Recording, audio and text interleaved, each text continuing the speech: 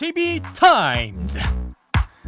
더마카와 함께 시선 집중의 문을 열겠습니다. 어서 오세요. 네, 안녕하세요. 더마카입니다. 오늘도 삐딱선 정신에 입각해서 주요 뉴스 챙겨드릴 텐데요. 정은경 님이 알람이 없어도 눈뜨게 하는 시선 집중이라고 보내주셨습니다. 이거는 마음이 통했다는 얘기인데 그런 거 아니겠습니까? 그러니까요. 예. 감사합니다. 저는 알람이 여러 번 울려야 일어날 수 있는데 다행이네요. 그러니까 좀 더 신경 쓰세요. 그러니까. 네, 좀 더 마음이 통하도록 노력해 보겠습니다. 네. 나는 출근길 차 안에서만 듣다가 오늘은 유튜브로 봅니다라고 해주셨고요. 예. MS킴님도 실시간 라이브보다 유튜브 클립으로 주로 봤었는데 오늘은 시간이 돼서 유튜브 생방으로 함께합니다라고 해주셨어요. 좀 느낌이 좀 다르죠. 생으로 그러니까 함께하게 되면 그렇죠. 아무래도 이제 그 나중에 이제 클립으로 보는 거고 좀 느낌이 다르실 겁니다. 네, 계속 저희와 함께해 주시고요. 네, 본방과 재방송의 차이 그렇습니다. 제대로 느껴보시기 바라고요. 역풍이다님이 대구 청가물 시장에서 큰 불이 났던데 우리 그러게요. 촌철님들 중에 피해 입으신 분 혹시 계십니까? 피해 복구와 보상이 빨리 이루어졌으면 좋겠습니다라고 안부를 전해주셨습니다. 저희가 해야 될 얘기를 대신해 주셨네요. 네, 고맙고요. 좀 빨리 좀 수습이 좀 됐으면 좋겠습니다. 네. 자, AS 타임 가시죠. 네, 어제 저희가 본방송과 유튜브 연장방송 경제는 김우빈에서 이른바 레고랜드 사태를 좀 자세히 짚었습니다. 최문순 전 강원지사가 사실상의 채무 불이행을 선언했던 김진태 강원지사를 향해서 발길질하다가 헛발질한 거라며 정치는 경제에 대해서 입을 닫아야 한다. 이렇게 좀 세게 비판을 했습니다. 네. 그리고 일부에서 최문순 전 지사를 향해서 지적하는 2,050억 빚보증에 도의회 승인이 없었다. 이 점에 대해서는 사실이 아니다. 도의회 승인 없이는 지급 보증은 불가능하다. 문서로 다 남아있다. 이런 항변을 하기도 했습니다. 네. 어쨌든 지금 레고랜드 사태 이렇게 부르면 안 된다고는 어제 최문순 지사가 얘기를 했는데 어쨌든 이 문제가 지금 좀 커지고 있는데 이에 대해서 어제 최상목 대통령실 경제수석이 사후에 알았다 이렇게 얘기를 했습니다. 네. 그러니까 김진태 지사가 9월 말 채무불이행을 선언한 것에 대해서 대통령실은 사후에 알았다 이런 얘기를 한 건데요. 경제부총리나 금융위원장도 지난 24일 국감에 나와서 사전에 전혀 몰랐다 이런 얘기를 했습니다. 네. 그리고 조금만 더 거슬러 올라가면 추경호 부총리 같은 경우에 지난 14일 미국 워싱턴에서 열린 기자간담회에서 기자가 레고랜드 사태에 대한 대책을 묻자 이 문제는 강원도에서 대응을 해야 할 것 같다.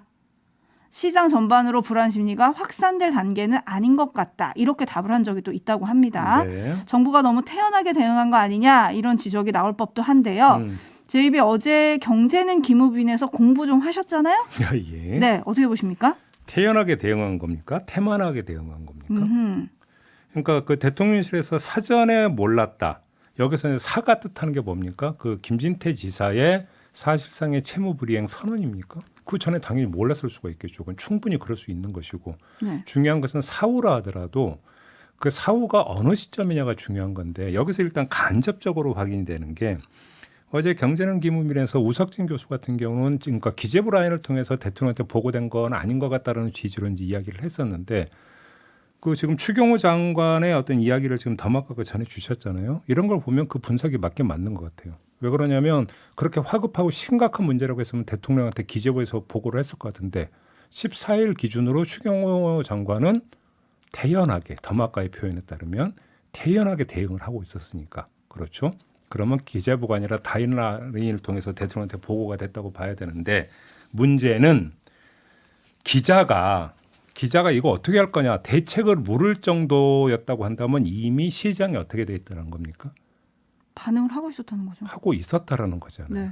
그런데도 추경호 장관 경제부총리는 강원도에서 대응을 해야 될 일이다라는 취지의 발언을 했다면 정말로 상황을 오판하고 있었던 거 아니냐. 이 이야기를 안 할 수 없는 거죠. 그래서 한 달이 걸리는 동안 정부는 뭐 하고 있었느냐라는 지적이 나왔는데 뭐 하고 있었느냐. 그냥 있었다. 그냥 있었다. 이런 이야기가 되는 거 아니겠습니까? 네. 앞으로 또 어떻게 할지도 궁금한데요. 지금 27일 내일이죠. 대통령이 주재하는 비상경제대책회의가 90분 동안 생중계가 된다고 하지 않습니까? 여기서 또 어떤 얘기들이 논의가 될지 저희가 직접 그러면 확인을 할 수 있는 거겠죠? 네. 네, 한번 시선 집중해 보겠습니다. 네. 뉴스와 분석이 함께하는 JB타임즈 오늘 주목할 뉴스들 챙겨드리겠습니다. 첫 번째 뉴스는 대통령 시정연설이 있었던 국회 오디오 먼저 들어보시죠. 윤석열 대통령이 국회 본회의장에 들어섰습니다. 여당 의원들이 기립박수로 환영했지만 민주당 의원들의 전면 불참으로 상당수 의석이 비어 있습니다. 윤 대통령은 먼저 전 정부의 방만한 재정 운용으로 나라 빚이 1,000조 원까지 늘었다며 새 정부는 건전재정 기조라 밝혔습니다. 내년도 총 지출 규모는 639조 원으로 2010년 이후 처음으로 전년 대비 예산을 축소 편성했습니다. 우리 정부는 재정 건전화를 추진하면서도 서민과 사회적 약자들을 더욱 두텁게 지원하는 약자 복지를 추구하고 있습니다. 여당 의원들은 19차례 박수를 보내며 호응했는데 순방 중 비속어 논란에 사과하란 정의당의 손팻말엔 격한 반응을 보이기도 했습니다. 윤 대통령 본인도 시정연설 전 가졌던 국회의장 등과의 환담에서 비속어 발언을 사과할 뜻이 없음을 분명히 했습니다. 사과를 요구했고 대통령께서는 사과할 일이 없었다고 말씀하셨습니다. 네, 이 문제 좀 그러니까 정리를 좀 해야 될 것 같은데요. 시정연설 내용과 민주당의 시정연설 보이콧은 잠시 후 2부에서 여야 정책위 의장 입장 들어보는 걸로 좀 가름을 하도록 하고요. 네.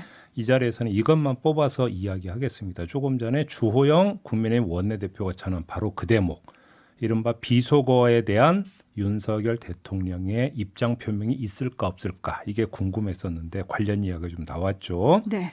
아무튼 그 시정연설 전에 차담회가 있었고 이 자리에서 이은주 정의당 비상대책위원장이 사과에는 시기가 따로 있지 않다, 사과하시라 이렇게 요구를 했지만 윤석열 대통령은 이걸 거절을 했다라는 건데, 김희서 정의당 대변인이 전한 걸 보면 하지 않은 발언에 대해서 사과하는 것은 국익에 도움되지 않는다면서 거절을 했다라는 겁니다.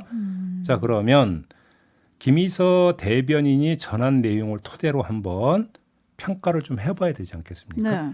자, 하지 않았다라고 윤석열 대통령이 말을 했다라는 겁니다. 하지 않은 발언이다. 그러면 하지 않은 발언이라는 게 이 XX를 뜻하는 겁니까? 만약에 이걸 뜻하는 거라면 이거는 중대한 상황 변화죠. 왜 그러냐면 그 이전까지 대통령실에서는 뭐라고 했습니까? 윤석열 대통령이 그거에 대해서 기억이 불명확하다 라고 기자들한테 이야기를 하지 않았습니까? 네. 기억이 불명확한 거와 하지 않았다라고 하는 발언은 전혀 다른 이야기가 됩니다. 그렇죠. 기억이 또렷하기 때문에 하지 않았다라는 이야기가 되는 거 아니겠습니까? 그러면 한번 물어봅시다. 그러면 이 XX라는 발언을 하지 않았으면 그 대목은 뭐라고 얘기를 한 겁니까? 그러면 대통령실에서 추가 설명이 있어야 되는 거 아닙니까? 바이든이 나왔을 때 바이든이 아니라 날리면이라고 주장을 했잖아요. 그러면 거기에 준해서 이 XX가 아니라 이런 표현이 있다는 추가 설명이 있어야 되는 거 아닙니까? 근데 없었잖아요. 없는 상태에서 윤석열 대통령은 와가지고 하지 않은 발언이라고 했습니다. 이걸 어떻게 납득을 해야 되는 겁니까? 납득이 되십니까? 납득이 안 되는데 대통령실 관계자가 이런 말을 했다고 합니다. 기억이 불명확하던 기존 입장은 바뀐 것이 없다. 어제 차담회 끝나고 나서 또 이렇게 이야기를 했다고 합니다. 그러면 기억이 불명확한 상태는 유지되는데 대통령은 왜 하지 않은 발언이라고 선을 긋습니까? 도대체 어느 장단에 춤을 춰야 되는 겁니까? 이 점을 먼저 제기를 하겠고요. 그래서 만약에 기억이 불명확한 거라면 내가 이 이야기를 했는지 안 했는지도 본인은 지금 최종 판단을 못 내리고 있다면 최소한 오해를 산 거에 대해서는 유감 표명이라도 해야 되는 거 아니냐라는 이야기가 따라붙을 수 있는 거 아니겠습니까? 네. 근데 이걸 끊었다라고 하는 점 다시 강조를 하겠고요. 또 한 가지는 국익에 부합하지 않는다라는 말을 했다라는 건데 정의당 대변인의 말에 따르면 여기에 하나의 가설이 성립이 되는데요. 최소한 우리 국회를 향해서 이 XX라고 만약에 했다면 국익 이야기가 나올 필요는 없겠죠. 국격 이야기는 나올 수 있어죠. 그렇지 않겠습니까? 그러면 국익에 부합하지 않는다라고 하는 이야기는 최소한 우리 국회를 향해서 이 XX라고 한 건 아니라는 또 간접적 주장이 될 수도 있는 거거든요. 왜냐하면 그 말은 조금 전에 말씀드린 국격에 해당될 수는 있어도 국익과는 직결되지 않으니까. 그럼 도대체 뭐라고 말한 것이 이게 국익을 거론한 건가? 이것도 궁금한 대목 아니겠습니까? 근데 문제는 기억이 불명확하다라는 어제 또 대통령실 관계자 이야기가 있었는데 대통령은 또 어떤 생각 때문에 국익에 부합하지 않는다고 또 끄는 겁니까? 여러 가지 점에서 납득이 안 되고 해명이 안 된다라는 겁니다. 그냥 그러면 알겠습니다고 그냥 끝내고 손 탈탈 털고 그냥 돌아서야 되는 겁니까? 국민의 입장에서 이걸 한번 좀 되묻고 싶은 거죠. 임금님교회 캔디님이 사과할 일이 없다. 그렇군요. 그런 거군요. 라는 의견 주셨고요. 배고픈 백성님은 정말 유감이다. 죄송하다. 그 말이 그렇게 안 나오십니까? 라고 물었는데 반면에 이용기님은 다 때가 있는데 다 때를 놓치고 이제 와서 사과하겠습니까? 라고 의견 보내주셨는데 이거를 지금 언제까지 짚어야 될까요? 한번 제가 되물어 볼게요. 속 시원한 해명을 좀 듣고 싶긴 한데.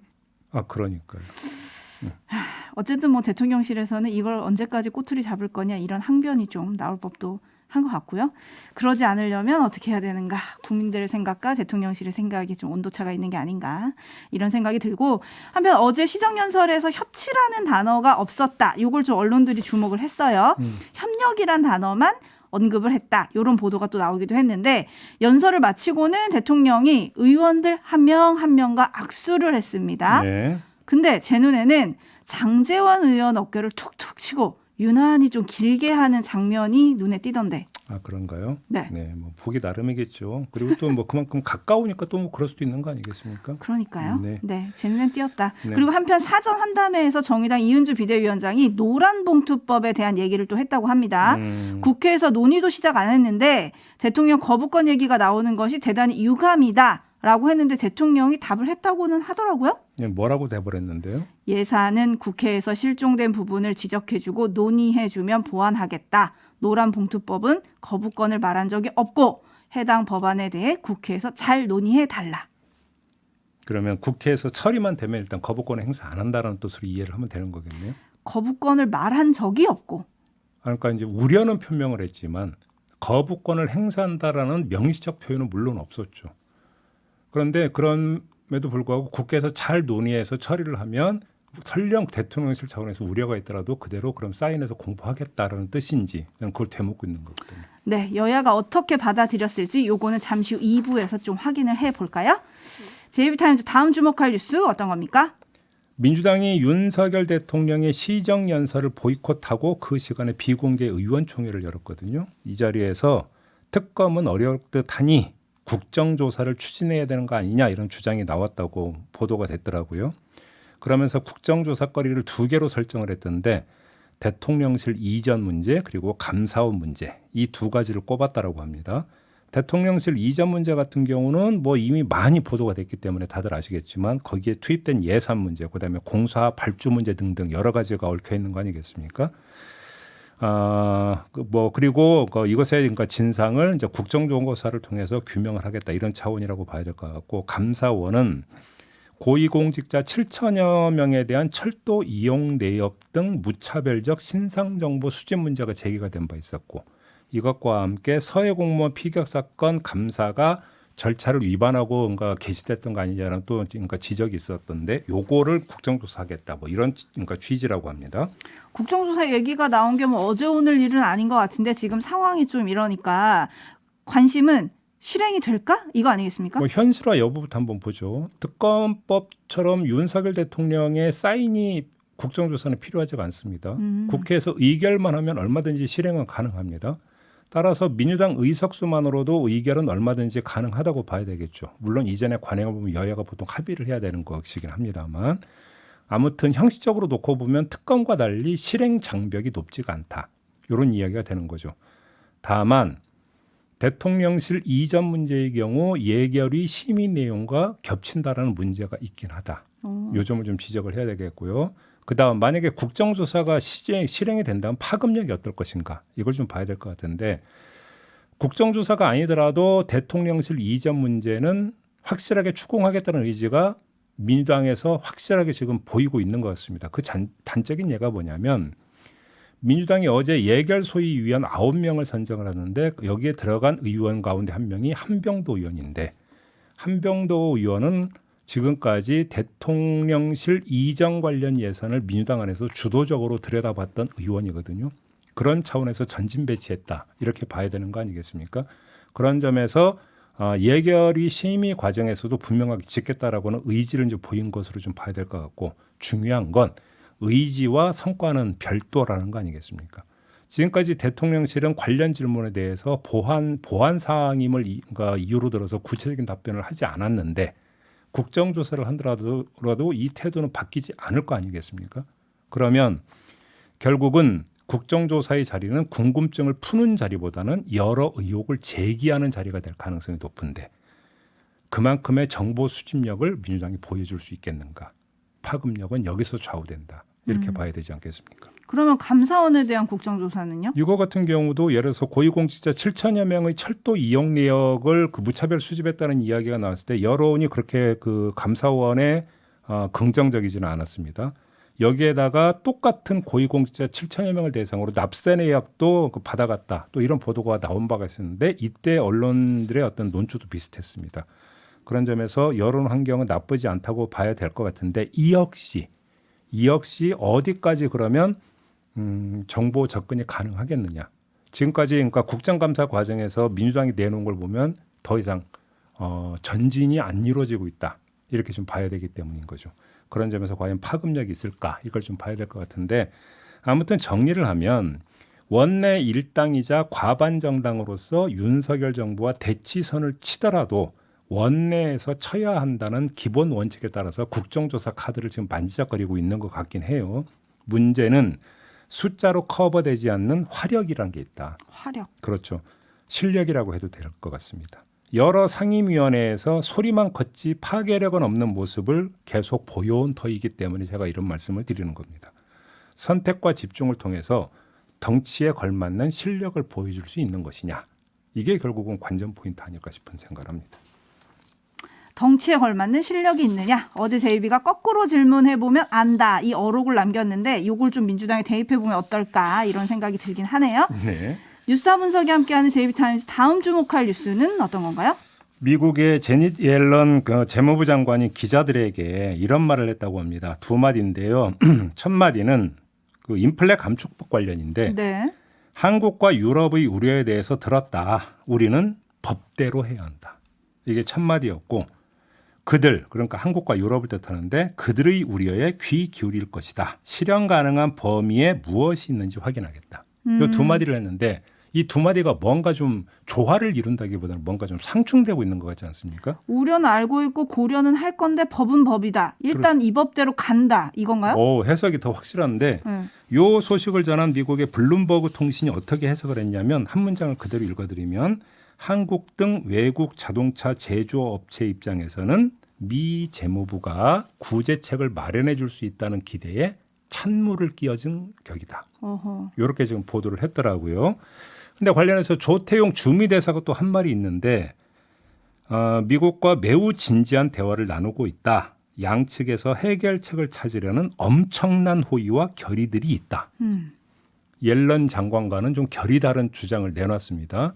근데 그 다음 말마저 마저 들어봐야 될 것 같은데 일부 해결책은 행정부 승인이 필요하고 다른 해결책은 의회가 관여해야 한다. 어허. 이렇게 얘기를 했는데 행정부 승인이 필요한 부분은 그렇다 치고 의회가 관여해야 되는 부분을 어떻게 풀 수 있을까요? 자기들이 통과시킨 법안인데. 어떻게 풀 수 있나요? 제가 궁금해서 그래서 지금 되묻고 있는 게 바로 그 대목인데 네. 아무튼 옐런 장관의 말을 한마디로 좀 종합 정리하면 뭐 부분적으로 뭐 어떻게 될지는 모르겠지만 일단 발차한다. 그대로 간다. 요 뜻으로 이해를 해야 되는 거 아니겠습니까? 자, 네. 이렇게 되어버리면 우리 자동차 업계에 미치는 영향 이걸 또 다시 이야기를 하지 않을 수가 없는 것이고 우리 정부의 외교력 문제를 또 다시 점검을 해야 될 것 같은데 물론 최종 결과가 나온 건 아니니까 일단 그거는 유보는 하기는 하겠습니다만 기류가 그렇게 꼭 호의적인 것 같지는 않다. 요즘도 좀 함께 말씀을 드려야 될 것 같습니다. 임금님께 캔디님이 마음은 알겠는데 어쩔 수 없어. 결국 이런 건가요? 무가금 플레이어님 그건 네 사정이고 이런 말인가요? 촌철님들이 이렇게 해석하고 계신데 조태용 주미대사가 한 말이 이런 게 또 있더라고요. 크고 작은 해법을 위한 가능한 방안을 제시하기 위해 우리의 머리를 쥐어짜고 있다. 그건 아직 제시도 안 했다는 뜻이죠. 좀 더 쥐어 짜셔야 하지 않을까요? 네. 자, 이런 게 국익이 걸려 있는 문제죠, 사실은. 국익과 국격 다 연결되는 것 같습니다. 그렇죠? 네. 자, 이렇게 마무리하겠습니다. 담화가 수고하셨습니다. 고맙습니다.